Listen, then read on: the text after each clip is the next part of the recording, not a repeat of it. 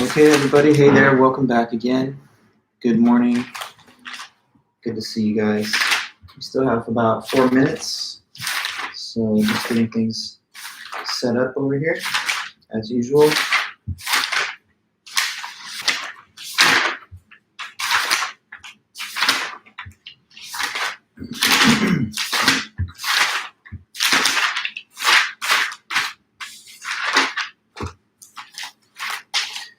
Hi, Dimitri, Connor. How's it going? Good to see you. I'm back on the coffee. Trying to stay alert. Hi, Grant.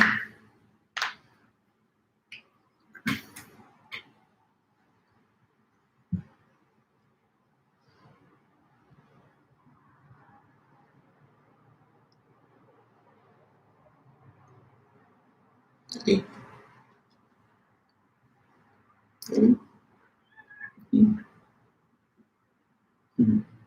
Hey, Alex. Good morning.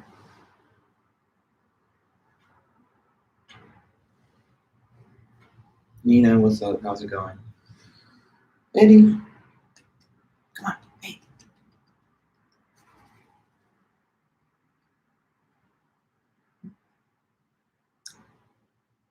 Trying to get Eddie to jump up, but he's a little shy. Eddie. Huh? Big boy. No? All right. Tried.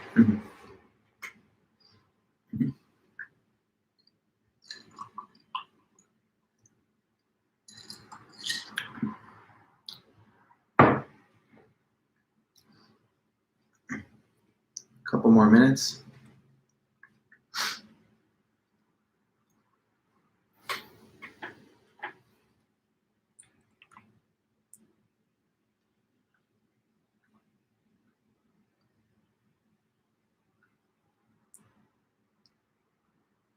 Hey, Sloan. Good morning.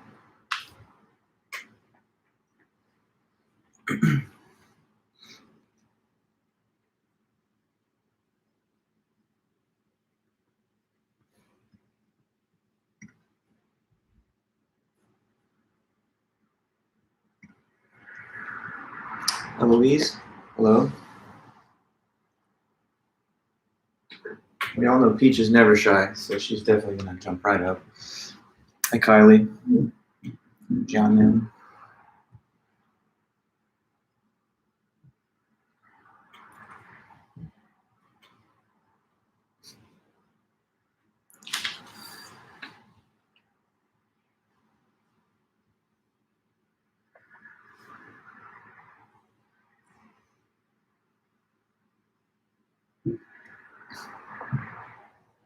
Just another minute or so.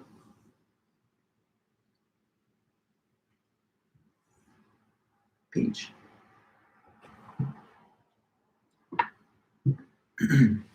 Avi, hello.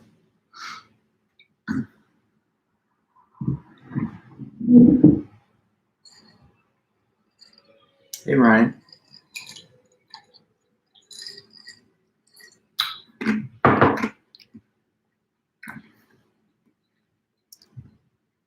All right, Steven.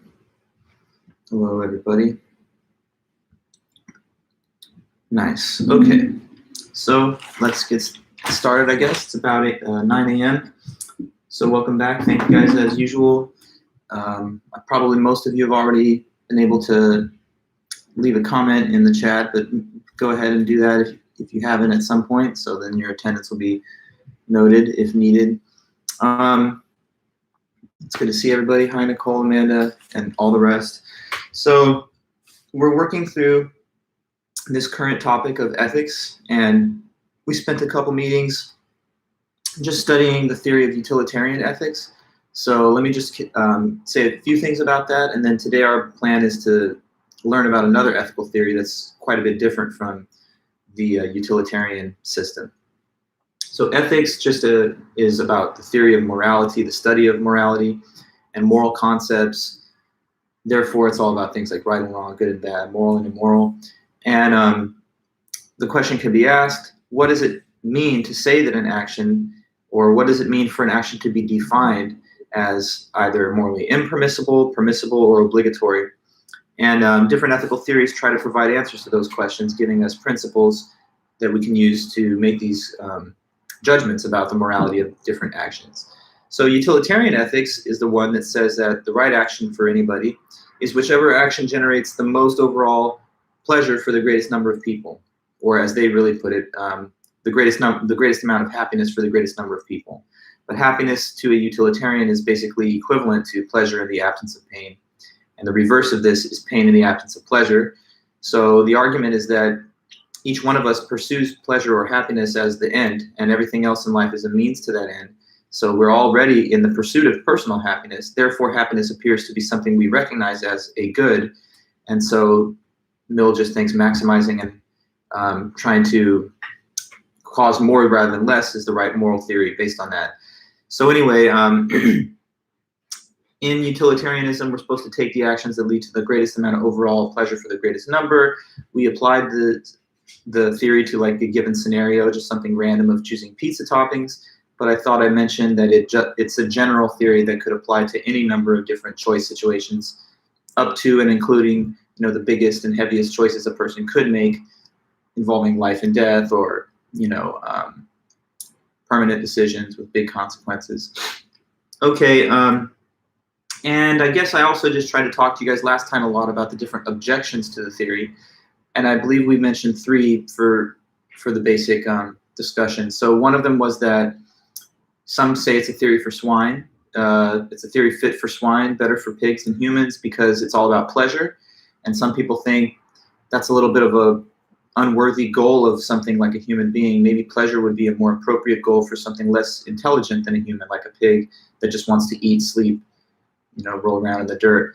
But he says, no, it's not actually a theory fit for swine, because there are the 2 different types of pleasures. And so he says his critic is overlooking the case of higher pleasures. So higher pleasures are pleasures that only humans could enjoy, like art, literature, academic studies, science, technology, language, music, dance, I mean, and the list goes on.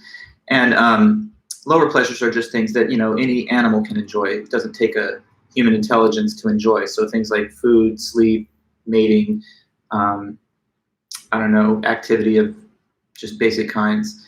So he says that in looking at the 2 kinds of pleasures, the higher pleasures matter more, they have greater value, they're more important.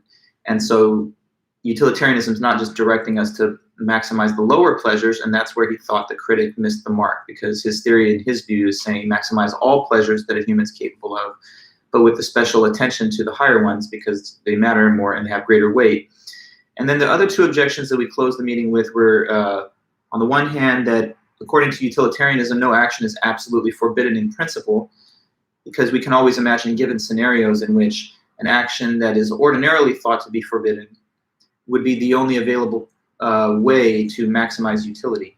So you can imagine a case where lying generates more utility than telling the truth, or stealing generates more utility than declining to steal, or even possible cases in which killing generates more utility than neglecting to kill, like in a transplant scenario that we mentioned. So if you find that those actions are just completely abhorrent and absolutely ruled out by any moral system, then utilitarianism would be one thing to consider as having problems.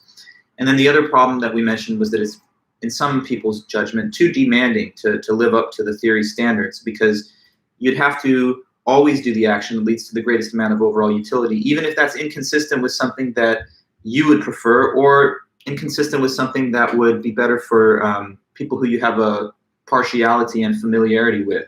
So like in a forced choice scenario where you didn't have the availability to take all the actions, and you were forced to choose between taking an action that would, let's say, secure the life of a loved one versus another action which would secure the life of a greater number of anonymous strangers, then because that is the greater number of people, the utilitarian theory would advise you to take that action. But of course, many of us would find that inconsistent with our standing commitments to people and so forth. So anyway, just a little bit of a last summary of the utilitarian material. So now we're going to look at another ethical theory. There's more than one, and I would say the big competitor that is different from Mill's material is this, Kantian Ethics, or sometimes just called Kantianism. Now, Kantianism is named after this man, Immanuel Kant.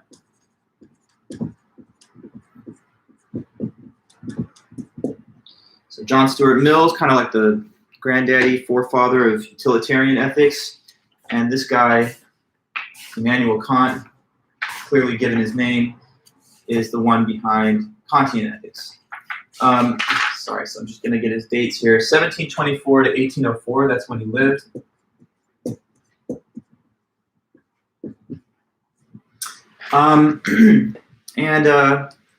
He's a German philosopher. He's considered one of the most influential and important philosophers of all history.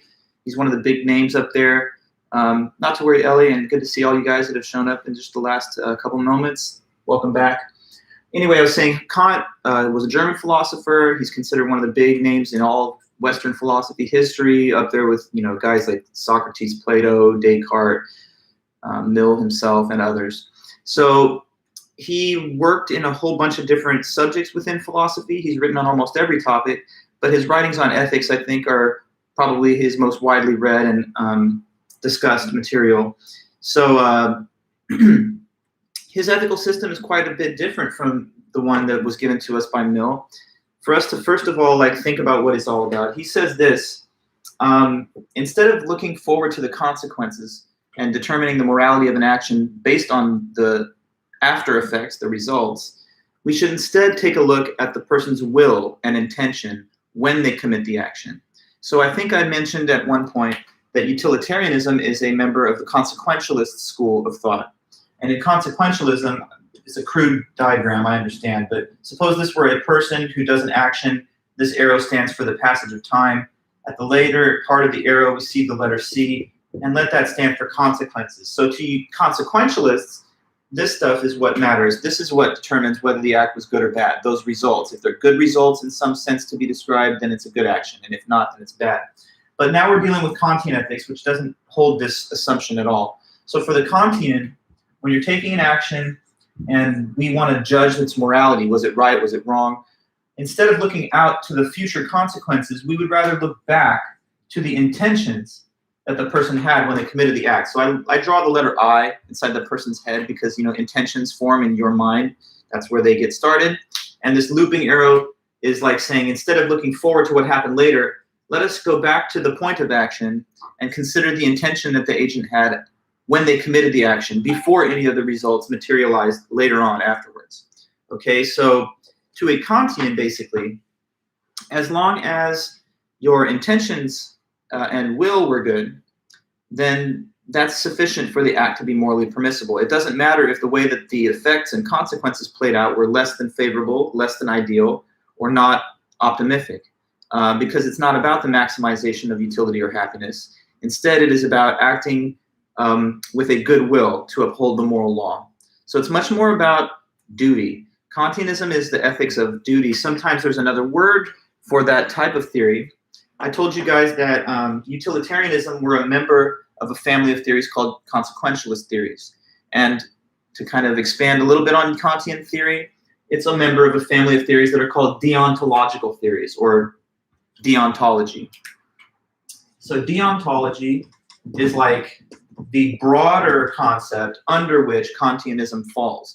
Just like how I was saying, well, for example, mammal is a broader concept than, let's say, tiger. But a tiger is one kind of mammal, right? And in the same sense, Kantianism is one kind of deontology, but there are other versions of deontology. What deontology is just that ethics of duty. So according to deontology, you just have to do your moral duty no matter what, no matter if the consequences will be good, bad, or in between. There are just moral rules, and it's your duty to follow them, regardless of whether they make anybody happy or whether they generate the most overall happiness. A different variety of deontological theory that's not Kantianism is the classical divine command theory. So just a brief note about that as a point of contrast. Divine command theory is the ethical system that says you're morally obligated to do whatever God has commanded you to do, and you're morally forbidden from doing anything that God has commanded you not to do. Okay, so like thou shalt not steal, kill, etc., covet thy neighbor's wife, whatever. Those commandments of God would be your moral obligation, like not to do what he says not to do, and on the other hand, to do the things that are commanded for you to do. But there's, problems, for example, with the divine command theory. On the one hand, obviously there's so many religions, and it's hard for people to determine exactly what the content of God's commands are.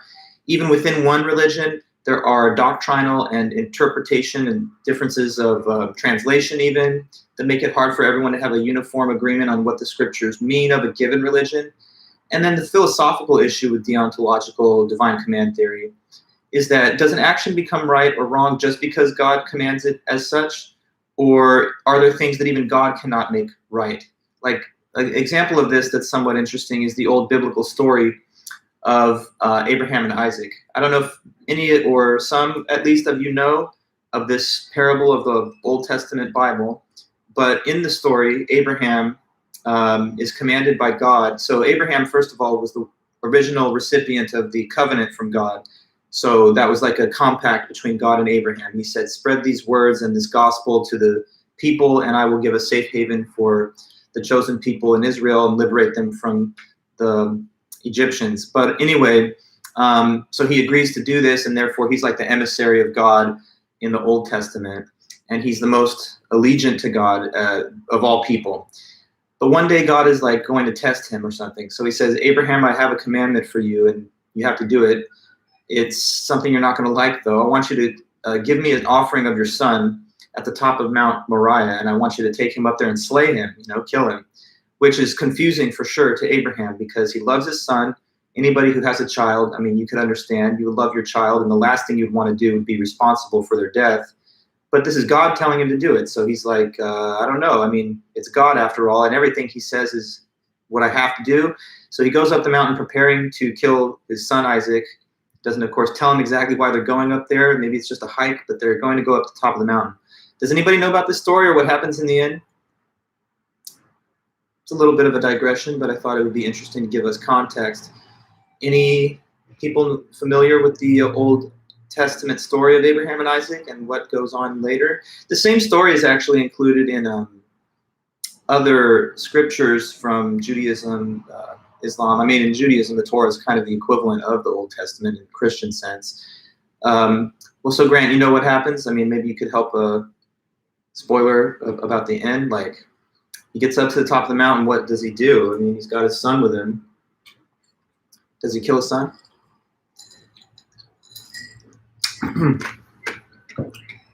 Well, while you're maybe typing it out, I'll just start describing some of the facts. Okay, Grant, you got it here. Abraham goes to kill Isaac, but God intervenes. He tells him that he should not kill his son. Yeah, so what actually happens in the very end is that as he's preparing to do this, God substitutes for Isaac a ram. So he ends up killing this ram as the offering in the end. And so God just basically spares Isaac. But it doesn't exactly answer all of the difficult moral questions. Like, for example, was God inevitably bound to substitute Isaac for the ram, and even God could not make it a moral obligation to kill a person's own child? Because it seems like it's pretty, clearly wrong to do that. So was it inevitable that God would relinquish the command or withdraw it? If so, then it seems like maybe there are even some things that God cannot make right or wrong. And if that is the case, then there's independent content to what morality is, and it's not just based on the dictates or fiat of God. On the other hand, if he really could have made this a morally obligatory action, then you start to wonder whether morality has any kind of, if it's just arbitrary, if it's merely based on command, then it seems like the commands could be intuitively not right. But anyway, we're talking about Kantian ethics. And so the Kantian system says that, yes, you have to do your moral duty, but to a Kantian, what it means to do your duty is to act from a goodwill to uphold the moral law. So act with a goodwill instead of worrying about the consequences. Let me give you a quick example that will help to start showing the differences between utilitarian and Kantian way of thinking about ethics. Suppose, for example, that you're driving around and you saw someone who was off to the side of the road on the shoulder with some damage to the front of their car, And I mean, I know it's COVID times now, so we're probably not necessarily rushing to have close interactions with people we don't know. So I mean, I've given this example a lot of times before the pandemic. But anyway, imagine that, you know, say if everyone's vaccinated, I don't know. And this person looks like, you know, they're in distress, they're stranded off the side of the road, and, you know, you're a good Samaritan, let's imagine. So you're thinking, maybe I can help this person or at least see if they need help. So you pull over your car, walk up to where they're parked, and when you look inside their car, you can see that this person is currently unconscious. And you know that because you're trying to get their attention, but they're unresponsive. You're like, hello, are you okay? What's up? Can you hear me? And they're not replying. But you can tell that they're not dead or anything. They're breathing and stuff. Now, as you look at the car a little more, you see that towards the front, there's a little damage, and there's even little tendrils of smoke, let's say, emanating up from under the hood of the car. So it's recently been in some kind of accident, and there's still damage to the car. The person's strapped in their seatbelt, currently unconscious. Now, let's suppose that you're on that scene, you couldn't get their attention, and you're a little worried about them because you just don't know what could happen with this car. Could it get engulfed in flames? Could it blow up or something? Because there is a little bit of smoke over there. So out of concern and caution, imagine that you took this decision. Let me gently remove the person from the car and lay them out off to the side so that in case anything happens with the car, they won't succumb to fire or whatever, right? So you move them, laid them out. Now suppose finally, when you got there, no one was there, but now first responders are arriving on the scene. And when they get there, they see you, they see the car, they see the guy on the road.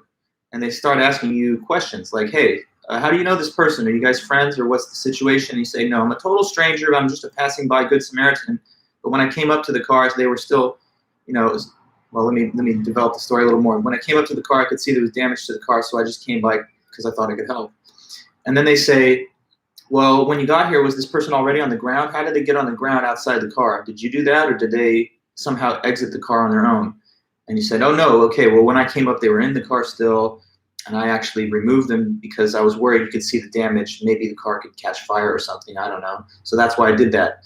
Now let's imagine the first responders are a little annoyed at you, and they're saying, come on, though, you really don't know what you're doing. I mean, we're the professionals here, and when people have injuries in a car accident and you don't know what the injuries are, you're not really supposed to just move them around casually like that. You have to give them a backboard, and you have to give them a neck brace, because if they have spinal injuries or something, or neck injuries, and you move them the wrong way, that could cause that vertebrae to shatter or separate, and then they might have paralysis, you know, for the rest of their life, just because you hastily move them without the professionals here. And by the way, you know, are you watching just too many Hollywood movies? Cars like these, they don't generally blow up, and this is not going to blow up.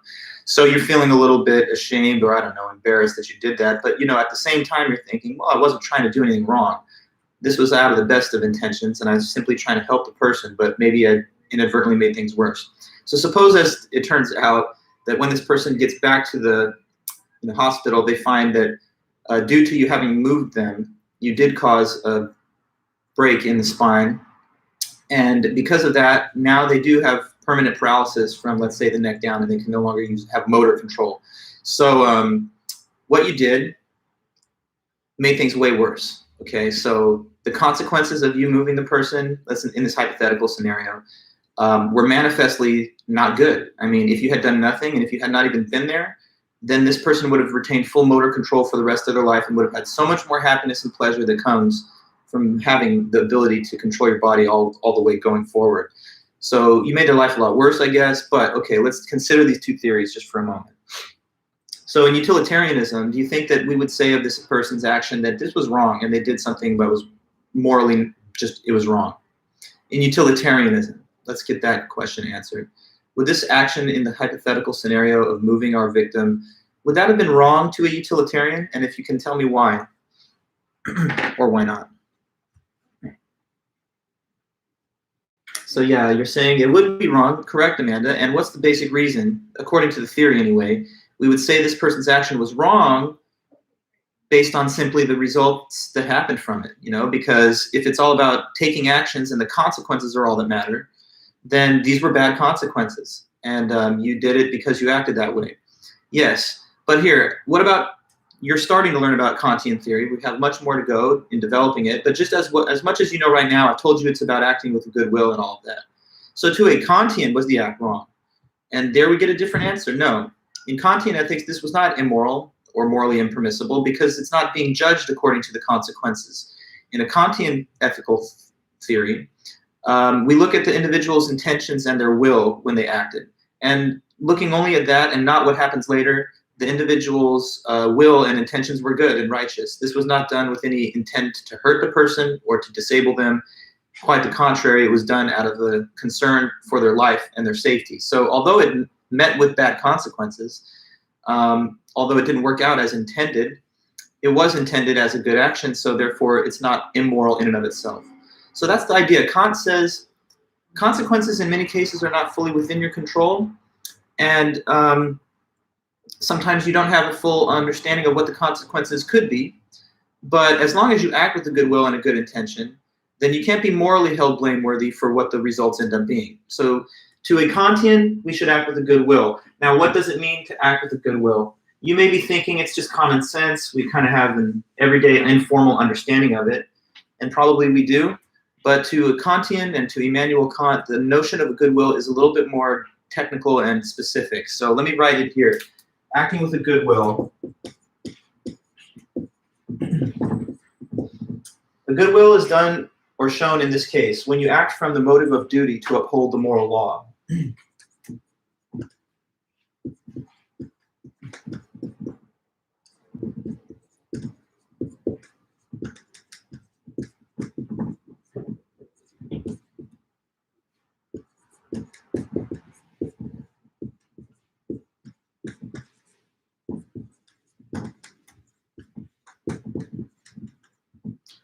When you act from the motive of duty to uphold the moral law, then you're acting with a good will, a good intention, and if that's the case, then you can't be morally faulted or held blameworthy on a moral basis for what you've done. So the key ingredient is when you do actions, instead of trying to gauge the probable consequences of your action like a utilitarian would, thinking, well, if I do these things, what will probably happen?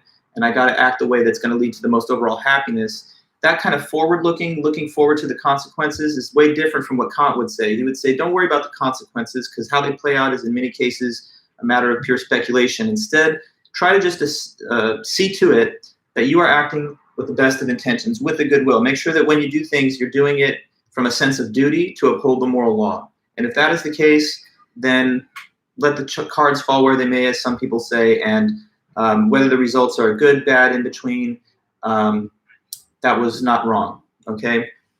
Now, to go a little bit further and keep developing this out, I want to start to talk to you guys about why he thinks that this goodwill is the most important thing in ethics. Why is it that happiness and pleasure and other things like what Mill had emphasized, why aren't they the centerpiece of ethics? Why does he instead choose to underline and highlight the goodwill as the core thing to maintain and establish to be a good person? Okay, well, let me explain that.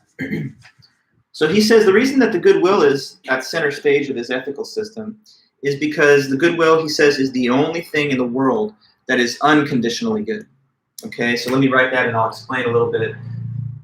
This is Kant's idea. The goodwill is the only thing in the world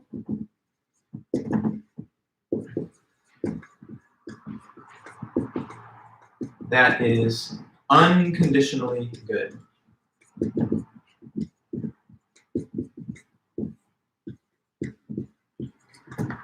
And what he means by this is that all other qualities or talents or just favorable characteristic traits that a person could have aside from the goodwill, so all other favorable or usually judged to be positive traits are not unconditionally good. All the other ones except for the goodwill are only good under some conditions and not others, meaning that whether these other things are good sort of just depends. But the goodwill, though, is good no matter what, always and in every case. So if you want to find one thing that we should try to promote and maintain within ourselves, it's a goodwill. Because if we focus on any of the other desirable traits that we could be focused on, there's no guarantee that that's going to be something that's morally good. Okay, so like he says, other traits that are considered desirable are not necessarily good because they can be used to do harm or they can be used for a bad purpose. So let me list some of these together with your help.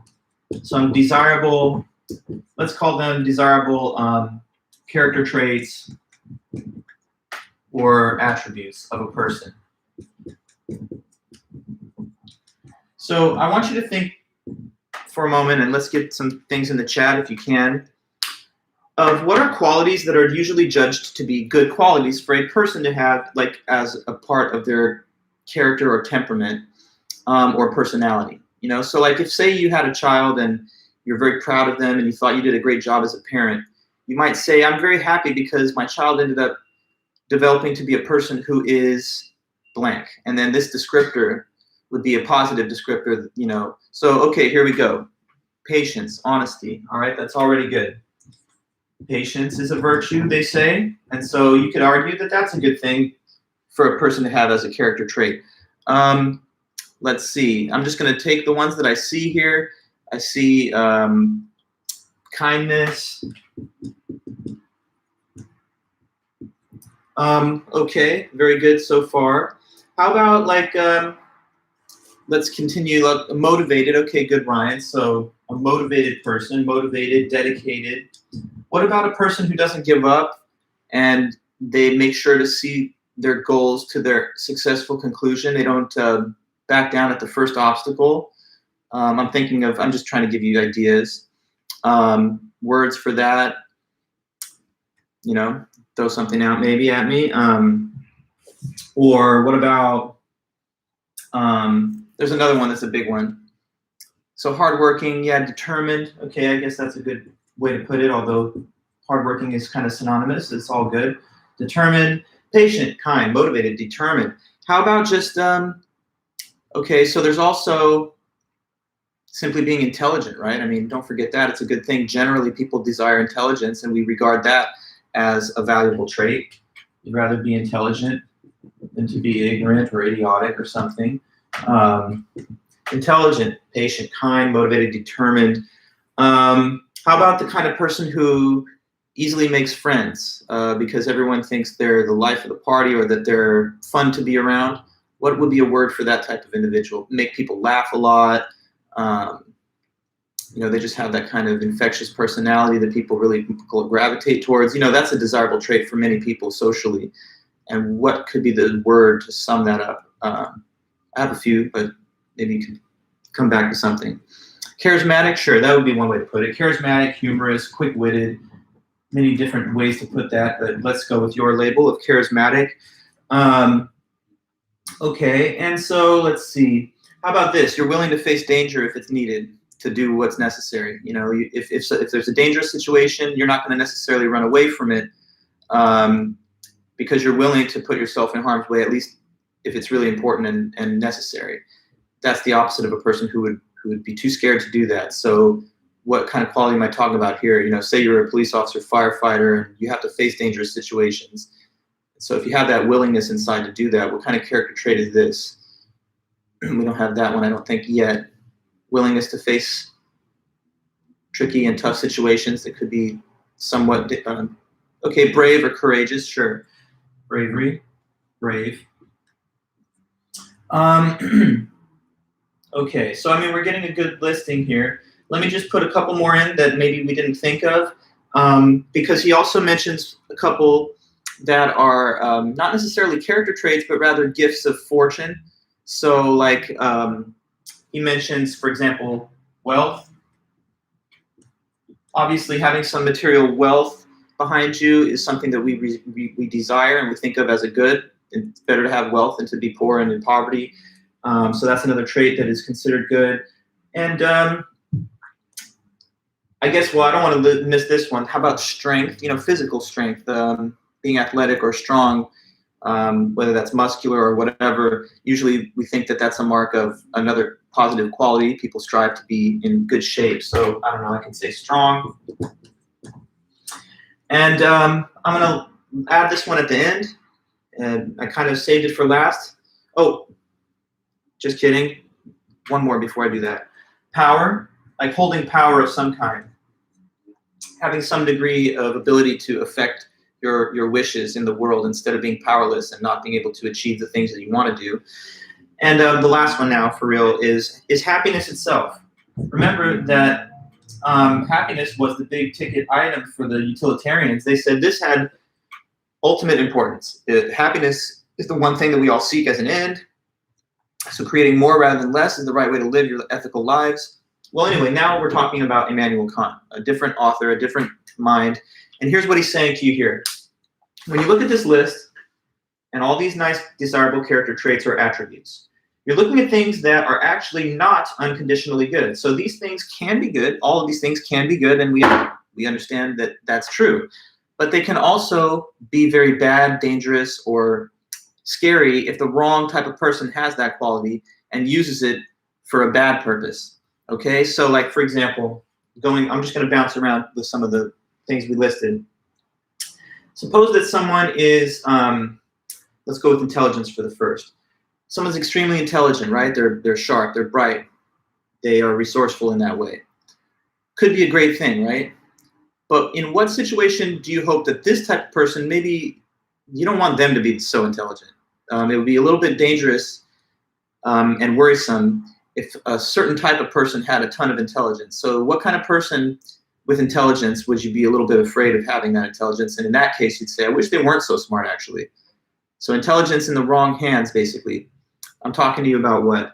When could, just a consideration, when could intelligence be something that actually enhances a person, enhances the danger that a person poses to others or even to themselves? Like when? You feel me? Like when is intelligence something? Like, yeah, okay, so like a serial killer. There you go, Claire. If the person basically in general has a bad will and the evil intentions, then their intelligence is no longer so good. If the person's going to be that evil, you'd rather that they not be so capable, cunning, and skilled, right? So who wants there to be an evil genius? You know, if there's some person out there that has designs on doing harm, you'd rather that they be dim-witted and incompetent so that they can't be so successful at their evil ambitions and goals. So intelligence can be a great thing. If a person has a good will and they want to use the intelligence for good, then it's a fine thing. But if the person has a bad will, then intelligence all of a sudden just serves those evil purposes even better. And so that's the kind of pattern that you will see as we go through these cases here. Suppose someone's very brave, meaning they're willing to face danger. Okay, cool. If it's a firefighter or somebody, you know, or like a soldier that's willing to, you know, save lives in a righteous cause like that, then I guess there's no problem. But if the person's brave and they're like a suicide bomber or like a school shooter or something, and they're going to use their bravery to fearlessly go into a scenario where they want to kill as many people that are innocent as possible, you don't want this type. This is the wrong kind of person to have bravery. You'd rather that that person be so scared to face danger that they would never even take their actions that they've been contemplating. So bravery can be good, but it can also be bad. That's why it's not unconditionally good. And charisma. Someone's funny, quick-witted, life of the party, etc., easily makes friends. Well, if they're a good person with a good will, then they'll win friends and allies to the right things, and it'll do nothing but good. But if this is an evil person, like, you know, with a bad will and bad agenda, then their capacity to easily win friends and allies is simply going to recruit more people to their, you know, scary and destructive causes. So you don't necessarily want like a terrorist to be the most charismatic person, but a good person like a diplomat, that would be fine. So it's sort of, again, it just depends. We can't say without qualification that this is good. And, you know, patient. The person is very patient and steady. They do not give up on the things that they've set their mind to, even when there are setbacks and obstacles, kind of like, you know, motivated and determined. But if a person is trying to, like, I don't know, plot against innocent people to hurt them or something, don't you want them to be a little lazy, not so motivated to do that, not so determined, maybe giving up at the first difficult hurdles in their process? Strength and power, I mean, that's even more easy to see. If a person's physically strong, it could be a great thing if they have a good will, because, you know, maybe they'll defend other people or themselves or important things when it's righteous and called for. But who wants the person that's a bully inside to have all that physical strength? Then the strength they have just makes them a more efficient and effective bully. But it's not a good thing to be a bully. So that person, you know, their strength actually causes harm. Power in the right hands could be a good thing, and you know that. You know, world leaders, heads of state, legislators, judges, the power that they have when they're using it for a right and just purpose is exactly what we want and expect. But if it's like Hitler or somebody, an evil person with power, then the power all of a sudden is not a good thing, and we wish that person didn't have so much power if they're going to be so evil. So wealth magnifies your ability to do things in life and achieve the things that you want. If you have good goals and morally acceptable agendas, then the wealth that you have will serve those. But if you're evil, then wealth, of course, provides you a bigger platform to do bad things. And I know maybe you're wondering, how does kindness fit into this picture? Some of these are a little harder or easier to finesse into his analysis than others. But even kindness, I guess you could say, some people are going to be very kind to fellow members of their own race if they're like, white supremacists or something. But in this case, maybe the kindness isn't the sort that we should award moral respect to because it's partial and it's biased. I don't know. I'm just trying to work with it. But here's one more. Happiness, okay? Happiness, you might have thought, as Mill thought, how can that be a bad thing? Or isn't that always good? I mean, happiness is just pure what we seek. It's the end of all of our actions. So why is that one on the list? Well, Kant says specifically that happiness in the wrong hands is also something that's not so good. So let me give you some weird examples. Suppose that there's a person who finds pleasure looking at gruesome videos on the internet of people getting killed or something or dying, and that's where they're deriving happiness and pleasure from. Do we really want to say that it's a good thing for this person to watch these videos just because it promotes happiness? I mean, in a certain sense, happiness of the wrong sort or from the wrong basis is not something that we should necessarily say is a morally good thing. Furthermore, if a person is evil and has a bad will, and they're perfectly content and happy, they feel like they're living their best life, is that good happiness either? Not really, because it will make it so that they don't see any error in their ways. They don't feel any motivation to change it. And so, they're going to actually feel self-satisfied. And they don't even deserve the happiness that they have. A bad person, if there's like a serial killer out there who, like, I don't know if you saw the Night Stalker thing, but this Richard Ramirez guy, totally unrepentant, just I killed people and that's how it is. Do we really think that if that person enjoys happiness from their actions, that this is something that has any sense of value or goodness? Instead of thinking that, you'd rather look at such a person and judge that they are not even deserving of the happiness that they've managed to achieve. So in the end then, coming back full circle, what is unconditionally good? Only the goodwill, he says. Only the goodwill. And the goodwill is when you act from the motive of duty to uphold the moral law. That's the only thing in the world that is unconditionally good, because it's the thing that is necessary to make all the other desirable traits utilized in the proper and morally acceptable way. So having a goodwill will ensure that if you have intelligence, bravery, wealth, happiness, patience, etc., then you'll use them to the good. So here I'll read it. It's at the beginning of his discussion from his book. The book he wrote is called Groundwork for the Metaphysics of Morals. So that's like his classic big book on ethics. And here's what he says in the first section. It's on our page 106. And it's like the summary of this point we've here mentioned. There is no possibility of thinking of anything at all in the world, or even outside of it, which can be regarded as good without qualification except a goodwill. Intelligence, wit, judgment, whatever talents of the mind you might want to name are doubtless in many respects good and desirable, as are such qualities of temperament as courage, resolve, perseverance. But they can also become extremely bad and harmful if the will, which makes use of these gifts of nature, is not good. The same holds with gifts of fortune, power, riches, honor, even health, and that complete well-being and contentment with your condition, which is called happiness, can make for pride and often arrogance, unless there is a good will to correct their influence on the mind. Now, this is the point I was just saying. The sight of a being who is not graced by any touch of a pure and good will, but who yet enjoys uninterrupted prosperity, can never delight a rational and impartial spectator. Thus, a good will seems to constitute the indispensable condition of even being worthy of happiness. So, if all these other things are not unconditionally good, then that means trying to focus on them as the moral standard does not necessarily guarantee a moral outcome.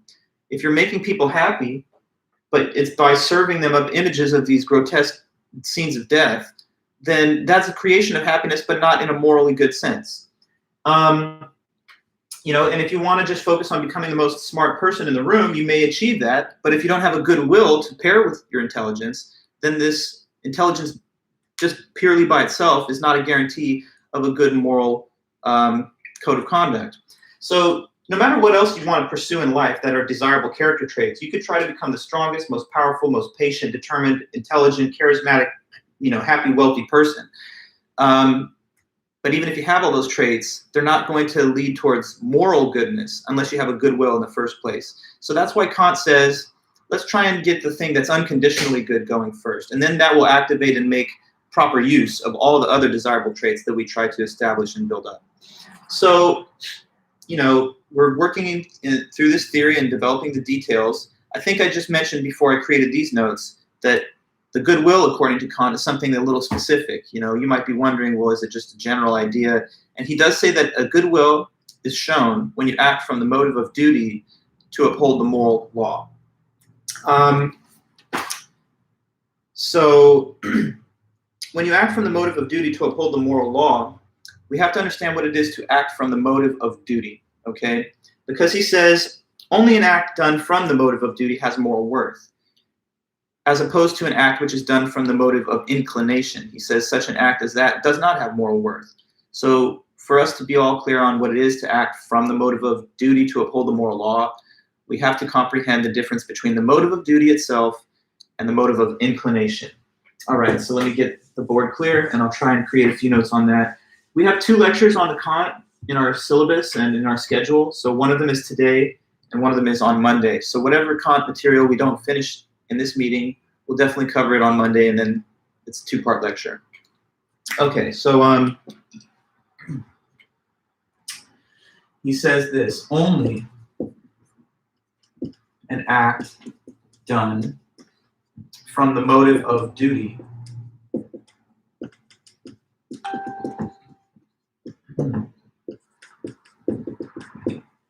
has moral worth. And side by side, he says an act done from the motive of inclination has no moral worth.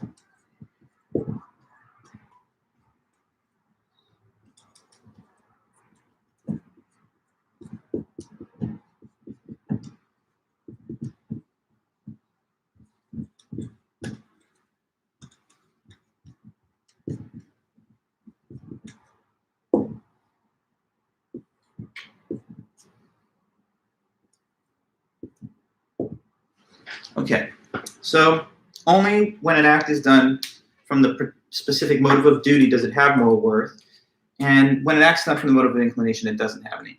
So let's think for a moment about the word inclination. What is an inclination? So if I tell you that I have an inclination to get some bagels after I'm done teaching, that's one use of the word in a sentence. I'm inclined, or I have an inclination to get these bagels. So then what's an inclination if we can work backwards from the example to a definition? If a person has an inclination to do something, it's simply reworded as, well, you say tendency, but it's a little more than a tendency, because I can have a tendency I could have a tendency to have a twitch or something when I do some kind of physical movement. But it's a little more than a tendency, because it's something that you want. So it's not an obligation either, though, Amanda. I'm not obligated to eat bagels today. Come on. It's clearly just something I'm saying, like, okay, let me give you another thing. I have an inclination to buy a PlayStation 5, which I do have an inclination to do. I don't know why I haven't gotten around to it yet. I think it's because this is a semester of school and I'm kind of busy with all my teaching obligations. In the summer, I'll probably get one. So yeah, it's a desire. It's a desire or a want.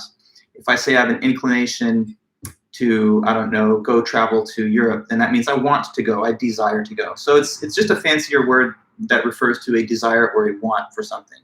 Okay, so then this is saying the following: only when your act is done merely from the motive of duty, meaning that you've acted from this motive to uphold the moral law, only then does it have moral worth. But if you do it just because you already want to do it, or you have some kind of self-interest bound up with it, then it lacks moral worth.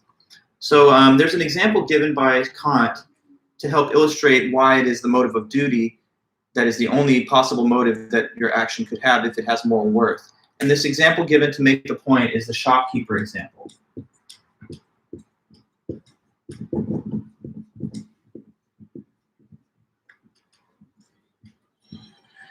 So here's this shopkeeper example. I know we only have a few moments at the end here, but we'll try to go through some of the basic points, and we'll pick it up on Monday wherever we leave off. Imagine that a person owns and operates like a little shop where they sell, items. It could be like the equivalent of like one of our modern day convenience stores, liquor store, corner store. So the guy who works the counter and is at the register, he also, let's say, owns the shop. And one day a little child comes in, and the child is looking at buying just an item like a candy bar, right? Now, suppose this is a very young child, not experienced in the ways of goods and services, and doesn't know the price or didn't look, and is walking up to the counter and says to the shopkeeper, I was going to get this candy bar. How much is this, sir? Now the shopkeeper is going to have to give the answer to the question, and suppose these thoughts, pass through his mind. He sees this kid, very young, immature, innocent kid, and he thinks, well, he's asking how much is this candy bar? And to be real, the price, let's say, is $1.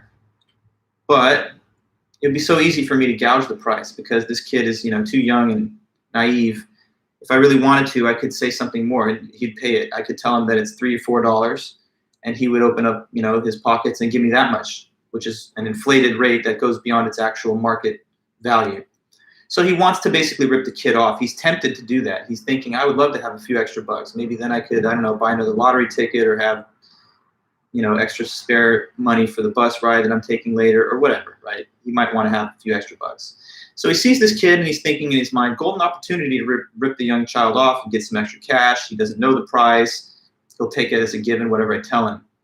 So he's having that thought. But then at the same time as he's thinking that, another train of thought occurs to him. And it's like, he goes back and he says, but if I did that though, all these lessons back in college, ethics crap, it's like, that's wrong. It's immoral. And, how could I? So I want to rip him off, get the extra money, but then there's morality and it's kind of like not fair, obviously, because that's not the real price. What do I do? Kid's like, what's the price? And you're like, okay, hold on. So, look, youngster, I'm sorry, I got lost in thought for a moment. You asked the price, right? So whatever, it's $1, okay? It's $1. Candy bar's $1. The kid's like, why are you so frustrated? Anyway, here's the $1, thank you, and he leaves. Transaction's over. So in the end, after a little bit of internal struggle and moral debate, our shopkeeper gave the fair price. But he didn't really want to. In fact, quite the contrary. What he wanted to do was rip the kid off. So keep that in mind. Now imagine a different version of the case, okay? Version number 2, which starts off much the same as the first, but in this version, we have a different type of mind within our shopkeeper. When the child walks up and says, how much is this? He says, oh, okay, I can't wait to tell you. It's exactly $1, and it's $1 for you, and it would be $1 for me or anybody else, because we should all be treated equally, and it makes me feel so good when I have a chance to be fair to a young child. So I jump at the chance to tell you the right price. And the main reason I like to do that is because it's like euphoric to me, knowing that I'm fair where other people are being, unfair. It just fills me with it's like a rush of blood to the head, and it's just it's like a high. So anyway, it's $1. Now in the second case, with no hesitation really, because it makes him feel so good and he loves children, he tells them the fair price. But let's ask this question now. Which of our two shopkeepers acted from the motive of duty, and which one acted from the motive of inclination? Shopkeeper 1, was it duty or inclination to give the fair price? Because they both gave the fair price. Both versions of our shopkeeper did in the end give the right accurate price. So it was duty in the first case, right? Because his inclination was completely to the contrary. What he was inclined to do, if he had his desires, were to offer the unfair price. But he forced himself to abide by the moral law despite his contrary inclination. And so the clearest case, Kant says, of someone acting strictly from the motive of duty is when they have a contrary inclination, when they are disinclined to do what duty requires, but they force themselves to adhere to duty anyway. Ask yourself, why did shopkeeper 1 give the fair price? Was it because he wanted to? Was it because he felt like he wanted to or desired to? No. He did it merely because he recognized that it was a moral duty and an obligation. And so it was not at all mixed together with any feelings of pleasure or enjoyment. In the second case, though, the shopkeeper does it because it feels great and they love that experience psychologically. So in the second case, the person hasn't done something immoral, but because it's not done on the basis of a moral motive, the motive of duty, it's kind of amoral. It's neither immoral nor moral. It's just sort of not done on any moral basis at all. So I want to talk a little bit more about the shopkeeper case, and then after that we're going to talk some about the categorical imperative. And so there's two major important things left to discuss on the topic of Kant. But just, go ahead if you haven't looked at it yet, make sure to read it, and we'll pick up with this and we'll have a good discussion on Monday, I guess. So I do have office hours from 11 to 12. I sent the link for that earlier just before the class meeting here. Not to say anyone's trying to come, but if anybody did, then I'll have my Zoom going from 11 to 12. And other than that, I guess I'll be in touch with you guys through email if anyone has any questions over the weekend. So, Nicole, question, can we say the objection is the better argument? Here's what I would tell you, Nicole. If you don't think that either of the arguments were strong, then you can say that neither argument was stronger and the objections to you were better for both. Or if you thought the objection to one of the arguments really defeated that argument, then when you go into the last part of the essay saying, here's my view of which of the two arguments for God was better, you can refer to the objections in stating your opinion. So like if you thought the ontological argument was better than Pascal's wager or vice versa, then you could say the reason for that is because I found the objection to the other argument to be so powerful. So I still kind of want you to make a determination between the two arguments in favor of God's existence. But as I said in the prompt, it may be that you don't think either one was a clear winner because they were equally weak.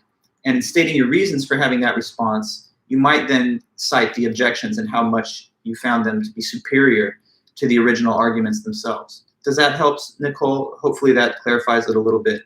But if you have further questions, we can follow up by email later.